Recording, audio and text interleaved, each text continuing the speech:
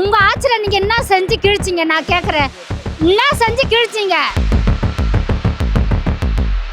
இதுக்கு முன்னாடி அரசாண்டவங்க வந்து ஊழல் ஊழல் ஊழல்ல தாங்க ஊறி போனாங்க.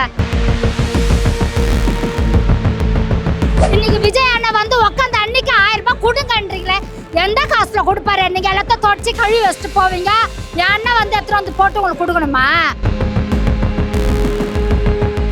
அண்ணனுக்காக காயிலேருந்து வெயிட் பண்ணுறேன், பார்த்துட்டு இதை கொடுக்கணும்.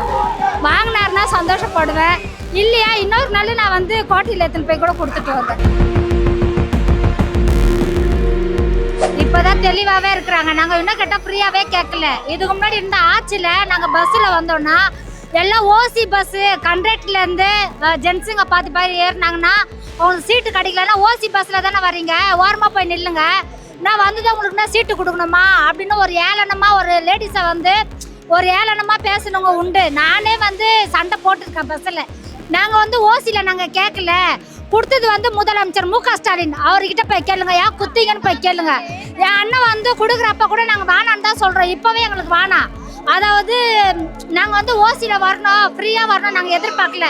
காசாக இருந்தாலும் ஒரு 5 ரூபாய் 7 ரூபாய் ஒரு 8 ரூபாய்க்குள்ள டிக்கெட்டு நீங்கள் கொடுத்தீங்கன்னா எங்களுக்கு போதும்.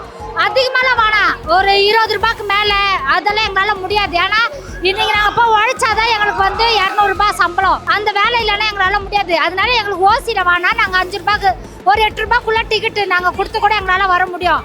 இதை வந்து எங்கள் அண்ணனுக்காக இதை நாங்கள் வந்து ஒத்துக்கிறோம். இதுக்கு முன்னாடி இருந்தவங்களுக்காக நாங்கள் ஒத்துக்கல, என் அண்ணனுக்காக நாங்கள் ஒத்துக்கிறோம். நாங்கள் இதுக்கு முன்னாடி இருந்த மு.க. ஸ்டாலின் ஆட்சியில் என்ன நடந்ததுங்க எல்லாருக்குமே தெரியும்.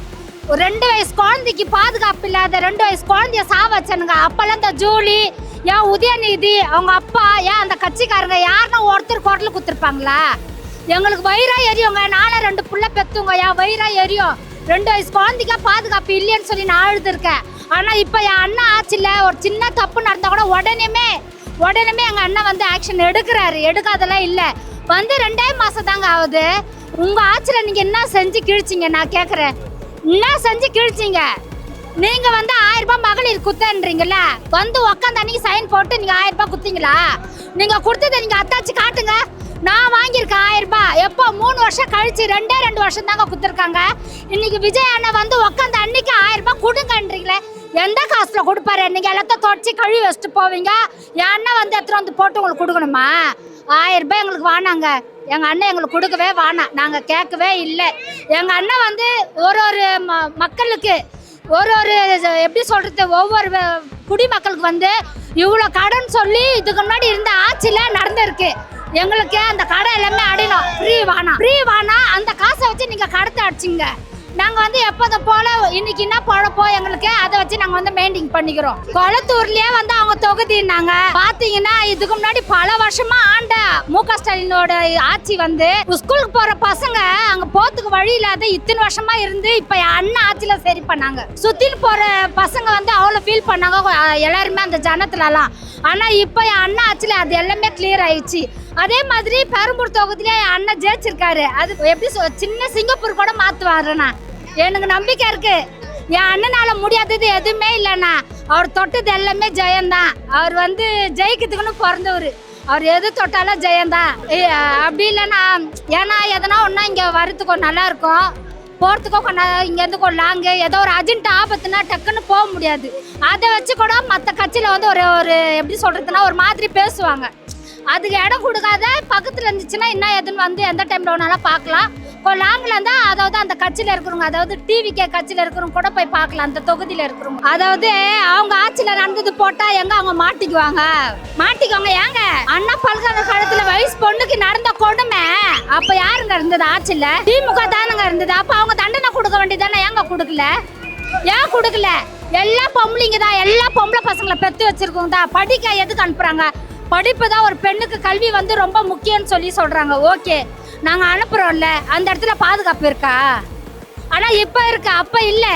திமுக ஆட்சியில் பாதுகாப்பு இல்லை. வயசு பொண்ணுங்க எவ்வளோ கொடூரமாக சாவச்சாங்க. ஆனால் இத்தனைக்குமா கட்சி ஆளுங்க தான் அது செஞ்சுது. ஆனால் அவங்களுக்கு தண்டனை கிடச்சிதா? கிடைக்கல.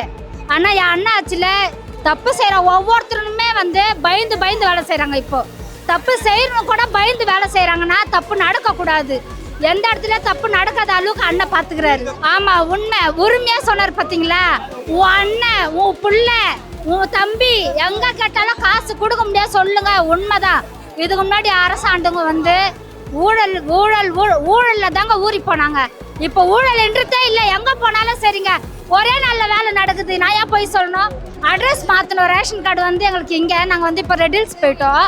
எங்களுக்கு வந்து இங்கே தான் அந்த எப்படி ஏரிக்கறி ஏண்டாதான் எங்களுது.